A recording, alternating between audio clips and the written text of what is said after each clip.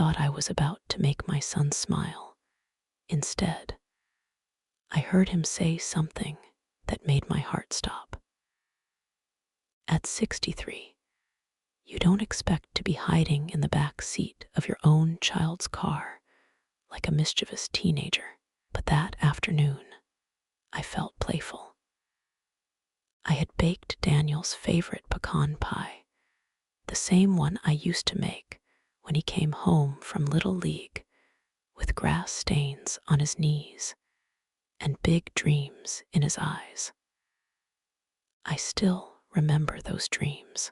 He used to tell me, "Mama, one day I'm going to buy you a house with a porch swing so you don't have to work so hard anymore." Well, I never got the porch swing, but I didn't mind. A mother doesn't raise her son expecting repayment. She raises him because love doesn't calculate interest. Daniel worked downtown now, some shiny office building with tinted windows that made it impossible to see inside. I had never been there before. I parked across the street, saw his navy SUV in the lot, and suddenly an idea came to me. He used to love surprises. The passenger door was unlocked. I smiled, whispered, "Lord, forgive this old woman," and quietly slipped into the back seat. I crouched low behind the driver's seat, holding the pie box against my chest like it was treasure. I imagined his laugh, his warm hug, maybe even that proud look he sometimes gave me when he remembered where he came from. I waited. 5 minutes passed. Then footsteps. The doors opened. Daniel slid into the driver's seat, but he wasn't alone. A woman's perfume filled the car before I even saw her reflection in the side mirror. It was Melissa, his wife, my daughter-in-law. I smiled to myself at first. How sweet, I thought. They're leaving work together.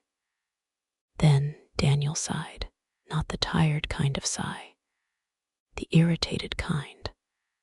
"Melissa," he said quietly, "we can't keep delaying this. If we're going to move forward, something has to happen soon. Something has to happen soon." My fingers tightened around the pie box. Melissa's voice was colder than I had ever heard it.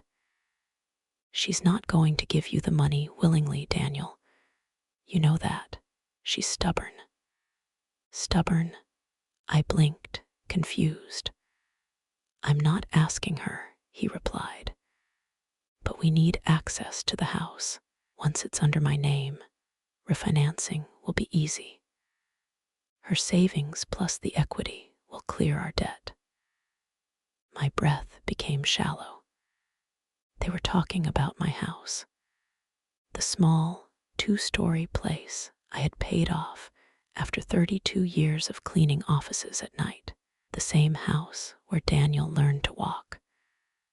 Where I stayed up sewing his Halloween costumes because store-bought ones were too expensive. "She trusts you," Melissa continued. "If she signs the power of attorney, everything becomes simple, and if her health declines, well, that makes things even easier." Health declines. My ears rang.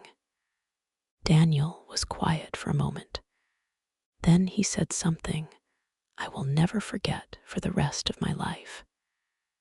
"She's getting older anyway. We just have to be patient. Nature will handle the rest." Nature will handle the rest. I didn't gasp. I didn't cry. I didn't even breathe.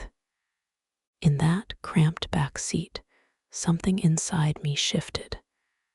Not loudly, not dramatically, just quietly, like a door closing. They kept talking about debts, about a new condo, about how expensive my old-fashioned caution had become. But I wasn't really listening anymore. I was staring at the back of my son's head, the same head I had kissed every night before bed when he was little. And for the first time in my life, I didn't recognize him.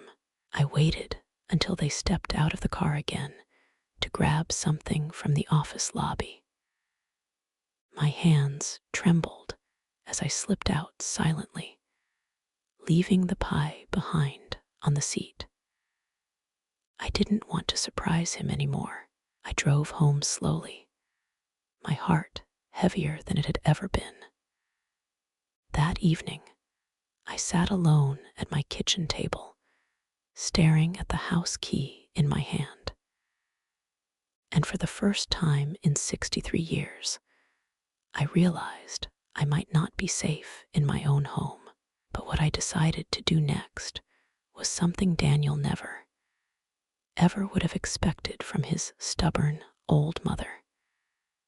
And that decision would change all of our lives. That night, I didn't sleep. I sat in the dark living room with only the kitchen clock ticking. And for the first time in my life, I questioned everything I thought I knew about my own child. When you carry a baby inside you for 9 months, when you hold his feverish body against your chest at 2 a.m., when you skip meals so he can have seconds, you believe there is a bond that can't be broken. You believe that somewhere deep down, gratitude and love must live. But what I heard in that car wasn't love. It was calculation. I kept replaying Daniel's voice in my mind. She's getting older anyway. Those words didn't sound angry. They didn't even sound cruel. They sounded practical. And somehow, that hurt more. Around 3 in the morning, I got up and walked through the house. I touched the hallway wall where pencil marks still measured Daniel's height year after year. I stood in his old bedroom, now a storage room, and remembered the posters of astronauts and baseball players he used to tape up crookedly. This house wasn't just wood and brick. It was my life, and now it was apparently their solution to a financial problem. By sunrise, my tears had dried. When a woman reaches my age, she learns something important. You can either collapse under betrayal, or you can think. So I started thinking. The next morning, I called Daniel. My voice sounded steady, even cheerful. That surprised me. "Sweetheart," I said, "I've been meaning to talk to you about something important. Can you come by tonight?" There was a pause, a cautious one. "Is everything okay, Mom?" "Oh, yes," I said gently. "I've just been considering the future. You know how it is at my age." Another pause. Then a softness entered his voice, the kind I hadn't heard in a while. "Of course, Mom. I'll come by after work." After I hung up, I made coffee and sat at the kitchen table with my notebook. I wrote down every asset I had: the house, my modest savings, the small life insurance policy. Not because I was afraid, because I needed clarity. Then, at 10 o'clock sharp, I picked up the phone again, but this time I didn't call my son. I called my attorney. His name is Harold Green. He's been handling my taxes for years, and he's the kind of man who listens before he speaks. When I told him I needed to update my will and discuss legal protections for my property, He didn't ask unnecessary questions. He simply said, "Come in this afternoon." By noon, I was sitting in his office, sunlight pouring through tall windows.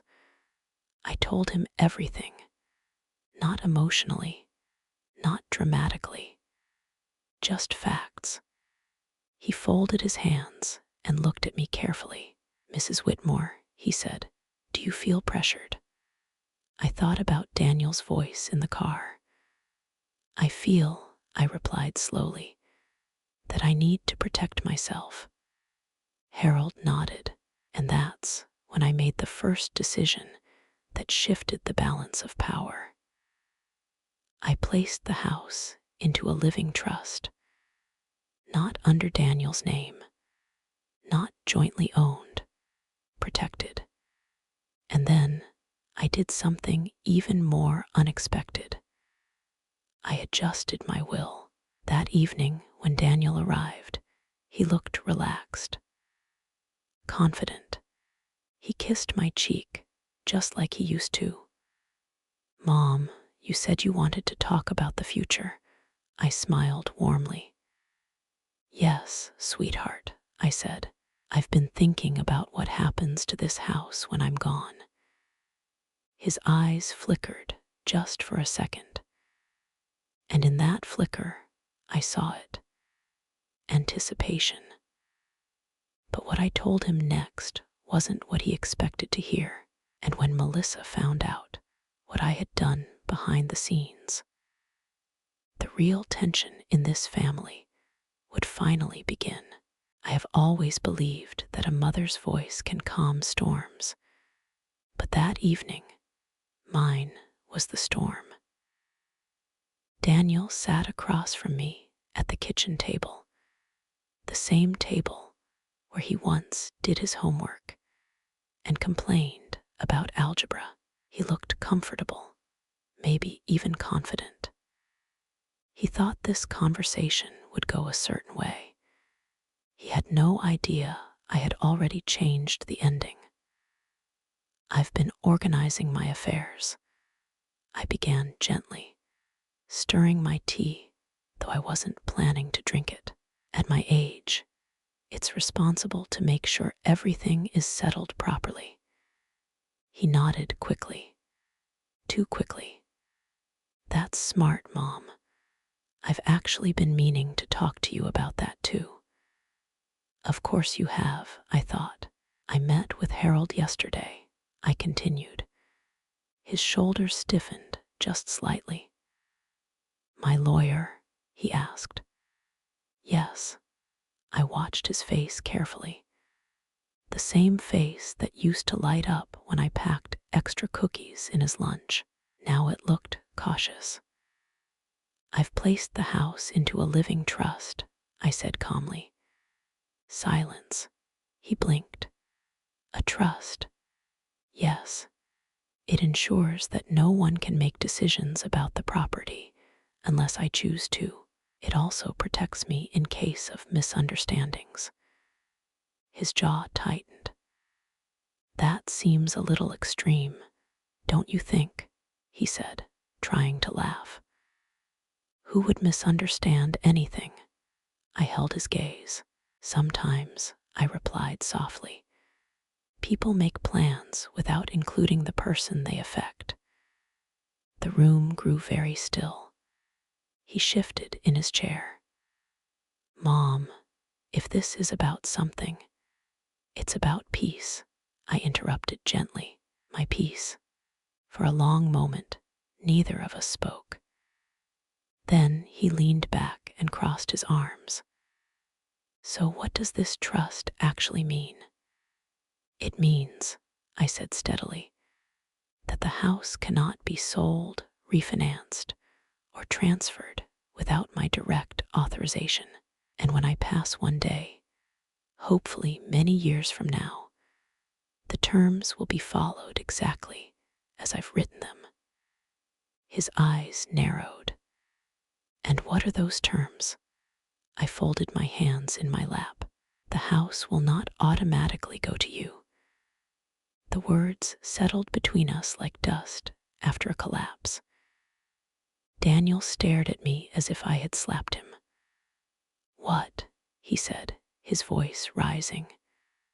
"Mom, I'm your only son." "Yes," I said quietly, "and I love you. But love and inheritance are not the same thing." He stood up abruptly, pacing the kitchen. "Melissa was right," he muttered. There it was, Melissa. "What was Melissa right about?" I asked calmly. "That you don't trust us." I almost smiled at the irony. "Trust," I said gently, "is built on honesty." He stopped pacing. "What are you accusing me of?" I could have told him everything. I could have described the car, the parking lot, every word I heard.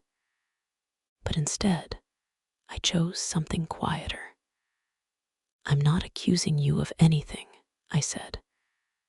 "I'm simply making sure that what I worked for my entire life stays under my control." His breathing grew heavier. "So that's it. You're just cutting me out." "I didn't say that," I replied. "I said the house will be distributed according to my wishes." "And what are those wishes?" he demanded. I stood slowly. "My wishes," I said, meeting his eyes, "depend on how I'm treated while I'm still alive." He froze. For the first time that evening, he looked unsure. Because suddenly, this wasn't about paperwork. It was about consequences. He left shortly after that, his goodbye stiff and mechanical. But as I locked the front door behind him, I felt something unfamiliar rising inside me. Not anger, strength. For years, I thought protecting my son meant sacrificing everything. But that night, I realized something else. Sometimes protecting your child means teaching them that you are not powerless.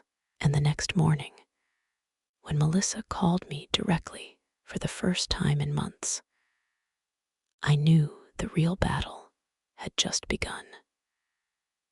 The next morning, my phone rang before I had even finished my first cup of coffee.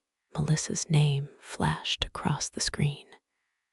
She never called me directly, not unless it was a holiday or she needed a recipe to impress someone. So when I saw her name, I already knew this wasn't about pleasantries. I let it ring twice before answering. "Good morning, Melissa." Her voice was sweet, too sweet, the kind of sweetness that feels polished. "Good morning, Mrs. Whitmore. I hope I'm not catching you at a bad time." Not a bad time, just a revealing one, I thought. Not at all. There was a pause, a careful breath on the other end. "Daniel mentioned you met with a lawyer yesterday." Straight to it. "Yes," I replied calmly. "At my age, that's a responsible thing to do." Another pause. "Well, Daniel seemed a little upset," she said softly. "He feels like you don't trust him." Trust. That word again. "I trust actions," I answered gently, "not assumptions."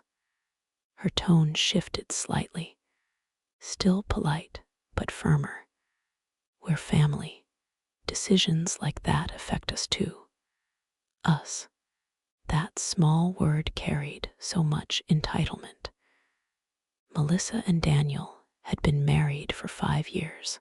5 years of polite dinners, surface conversations, and subtle remarks about how big this house was for one person. I remembered the first time she walked into my living room and said, "You know, if you ever downsize, this would be perfect to remodel." Downsize, such a harmless word. until it isn't. I'm not downsizing, I said quietly into the phone. Of course, she replied quickly. But you have to think long term. Maintenance, taxes, emergencies. It's a lot for someone your age. There it was, someone your age. I looked around my kitchen. The cabinets I refinished myself 2 summers ago. The garden I still tended every spring. The steps I climbed daily without assistance. I manage just fine, I said. Her patience thinned. We're just trying to plan responsibly. For whose benefit? I asked softly. Silence. Then she exhaled sharply. Daniel is your son. Naturally, he assumed he would inherit the house. Assumed. I folded my free hand over the table, steadying myself. Melissa, I said gently, inheritance is a gift, not a right. Her voice cooled noticeably. So what exactly are you planning to do with it? I could almost see her leaning forward, eyes sharp. I've made arrangements, I replied. That's all you need to know.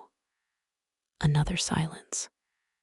Then she tried a different approach. Daniel has been under a lot of financial stress, she said, lowering her voice. You know, the economy, inflation, unexpected expenses. We thought maybe you'd want to help. Help. I almost laughed, not because it was funny, but because it was familiar. All my life, help meant working overtime, skipping vacations, saying no to myself so Daniel could say yes to opportunity. But help, when expected, stops being help. It becomes obligation. I've helped my son his entire life, I said quietly, but help does not include surrendering control of my home. Her tone hardened fully now. He's your only child. Yes, I replied, and I intend to stay his only mother. She didn't respond to that. Instead, she said something that chilled me more than anger would have. Well, we'll see how things unfold. We'll see. When the call ended, I set my phone down slowly. The air in my kitchen felt different, heavier. This wasn't just about money anymore. It was about pressure, testing boundaries, seeing how far they could push before I bent. But they had forgotten something very important. I had spent decades surviving things far harder than disappointment. And if they thought I was fragile, they were about to learn just how unbreakable an old woman can be. What they didn't know was that I had already taken another step, one that would make their plans impossible to execute. And when they discovered it, there would be no polite phone calls left. There's something about betrayal that sharpens your senses. The world looks the same. The sun still rises. The mail still comes. The birds still gather on the fence. But you begin to notice details you once ignored. Tone, timing, silence. And that week, Daniel's silence spoke louder than any argument. He didn't call. He didn't stop by. He didn't even send his usual Sunday text. That told me everything. 3 days after Melissa's call, I received a letter in the mail. Not handwritten, not personal, official, from the county assessor's office. I opened it carefully, my hands steady despite the weight in my chest. Someone had inquired about the property title and valuation. Someone had requested documentation. I didn't need to guess who. They were moving faster than I expected. That afternoon, I drove straight to Harold's office again. I didn't call ahead. I simply walked in. He looked up from his desk and immediately knew something had changed. "They've started asking questions," I said, placing the letter in front of him. He adjusted his glasses and read quietly. Then he nodded. "They're testing whether the property is accessible." "Can they challenge the trust?" I asked. "Not unless you're declared incompetent," he replied calmly. "And that would require medical evaluation and court involvement." Medical evaluation. I felt a chill. Harold looked at me carefully. "Has anyone suggested you're unable to manage your affairs?" I thought of Melissa's words. Maintenance, someone your age, long-term planning. "No," I said slowly, "but they've been emphasizing my age." He leaned back. "In that case, we'll make something very clear." That day, I added a formal clause to the trust. Any attempt to challenge my competency or pressure me regarding property decisions would result in immediate removal from any inheritance consideration. Immediate removal. Harold called it a no contest reinforcement. I called it peace of mind. But I wasn't done. I did something else that afternoon, something Daniel would never anticipate. I scheduled a full medical evaluation voluntarily. Cognitive tests, financial capacity assessment, everything documented. When you're accused silently, the smartest response isn't shouting. It's evidence. 2 days later, Daniel finally came by unannounced. I saw his car pull into the driveway, and for a moment, just a brief moment, I felt the old ache of hope. Maybe he came to apologize. Maybe he had reflected. But when he walked in, his expression wasn't soft. It was strained. "Mom," he said without greeting, "why are you making this so complicated?" Complicated. I gestured toward the living room. "Sit." He didn't. "Melissa told me you added more legal restrictions." "Yes," I replied calmly. He ran a hand through his hair. "Do you know how this makes us look? Like we're trying to steal from you." The irony almost made me smile. "And are you?" I asked gently. His eyes flashed. "Of course not." I held his gaze, not accusing, not angry, just steady. "Then the protections shouldn't bother you." He didn't answer. Instead, he tried another angle. "Mom, we're struggling. The condo market is rising. We can't keep renting forever. You're sitting on an asset that could help your family.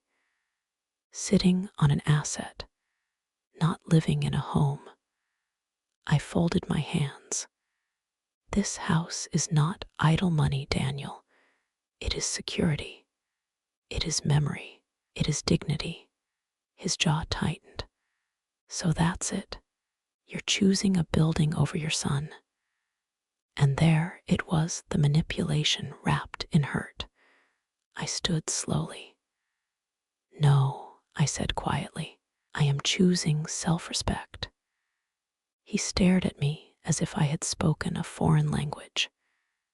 "You've changed," he muttered. "Yes," I replied. "I have." Because the woman who hid in that back seat was naive. The woman standing in front of him now was awake.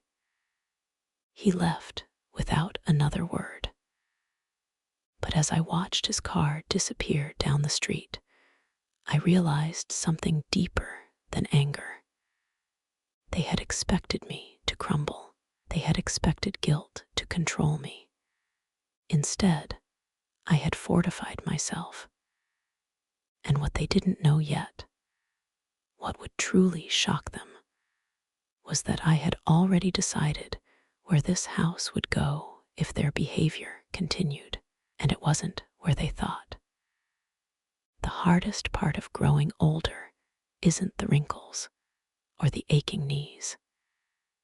It's realizing that sometimes the child you raised no longer sees you as a person, only as a resource. After Daniel stormed out that afternoon, the house felt unbearably quiet. I stood by the living room window long after his car disappeared, asking myself a question no mother ever wants to ask. Where did I go wrong? But the more I searched my memory, the clearer something became.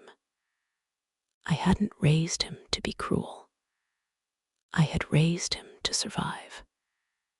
And perhaps, somewhere along the way, survival had turned into ambition, and ambition had turned into entitlement.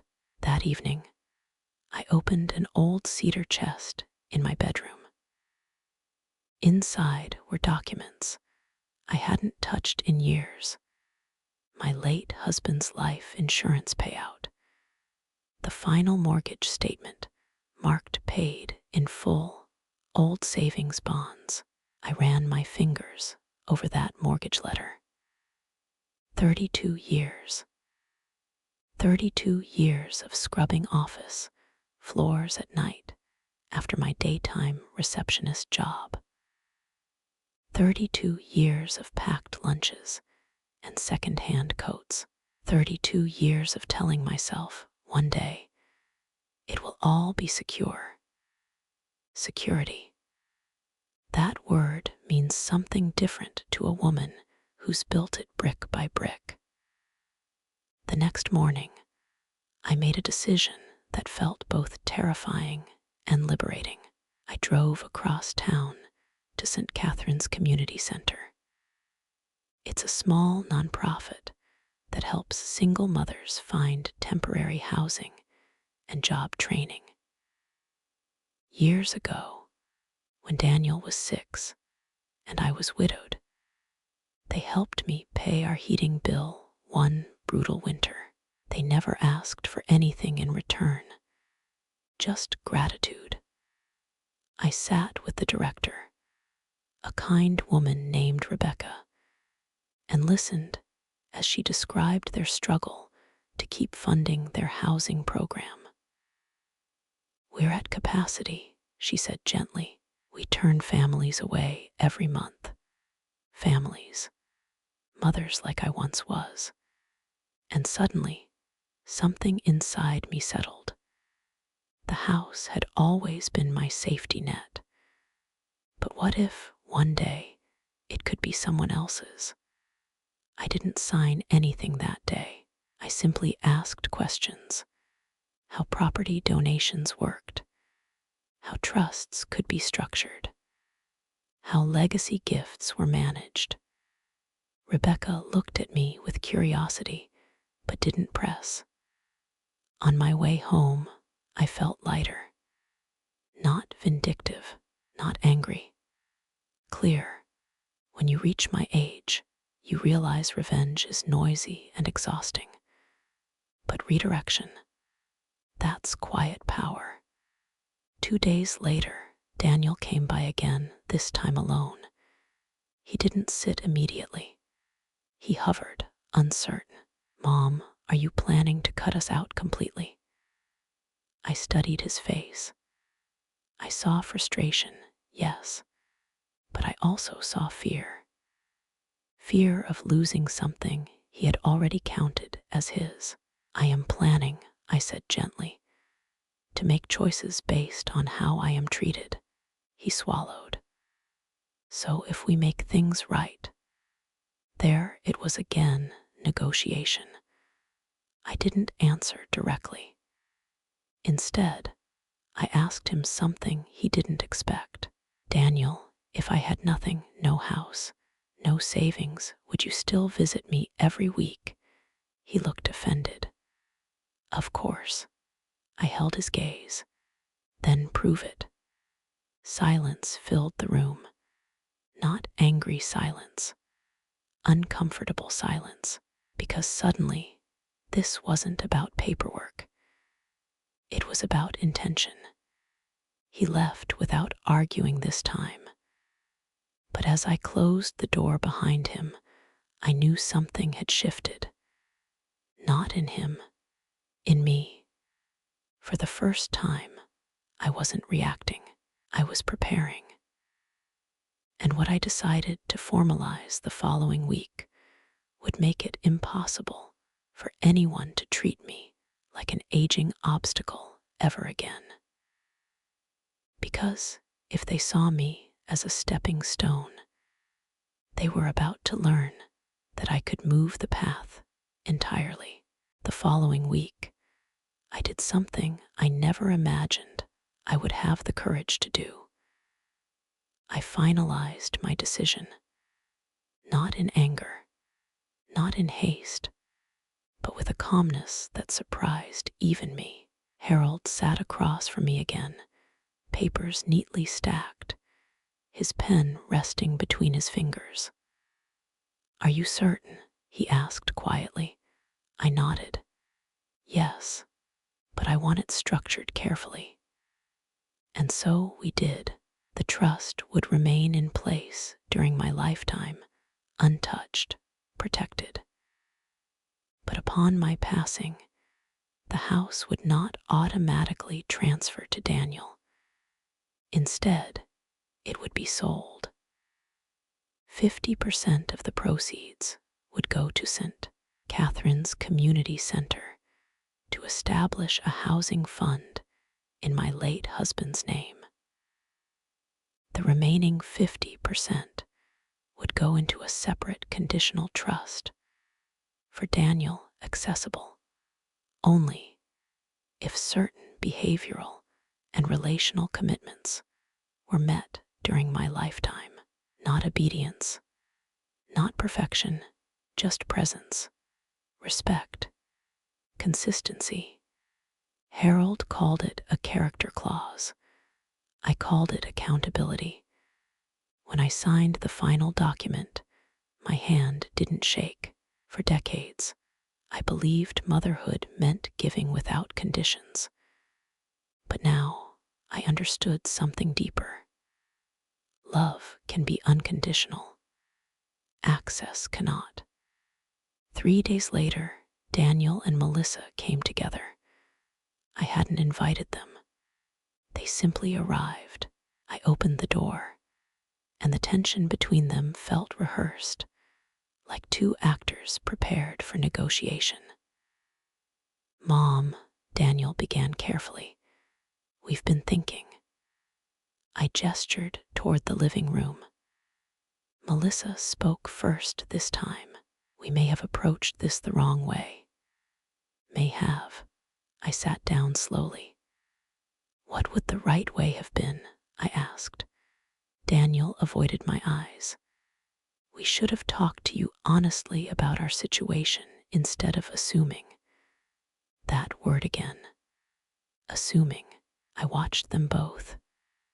You assumed my house was your solution, I said gently. Melissa's jaw tightened, but she stayed quiet.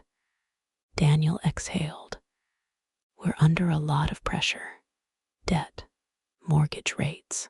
It feels like we're falling behind.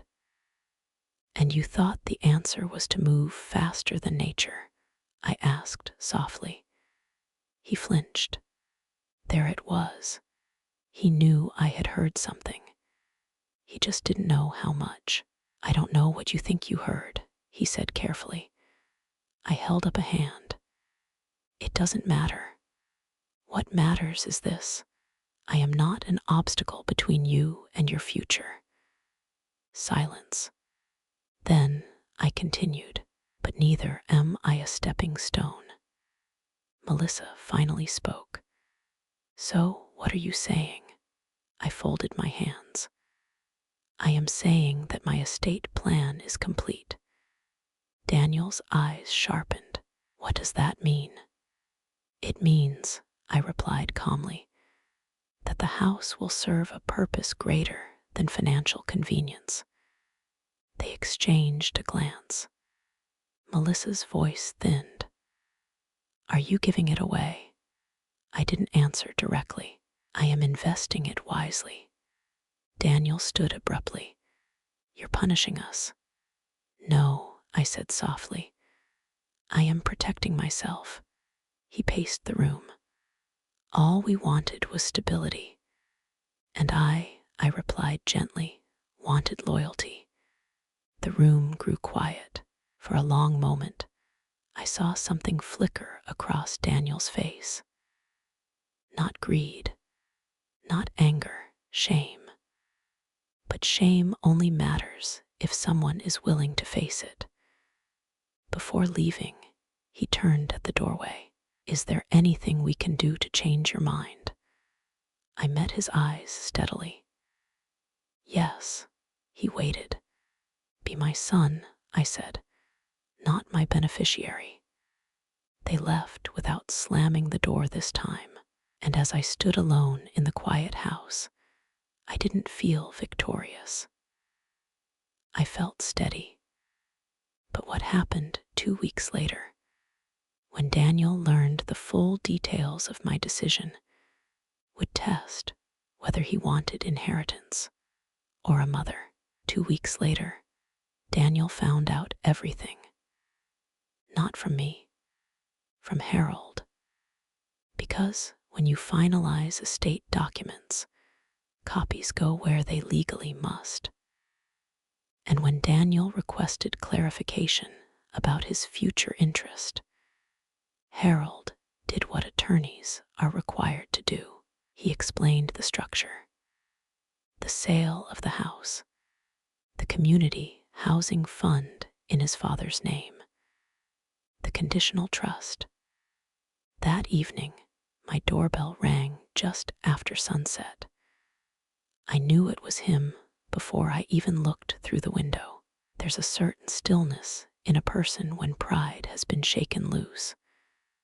I opened the door slowly. Daniel wasn't angry this time. He looked tired. Can I come in? He asked quietly. I stepped aside. We sat in the living room without turning on the television. The house felt different now, not threatened, not tense, just honest.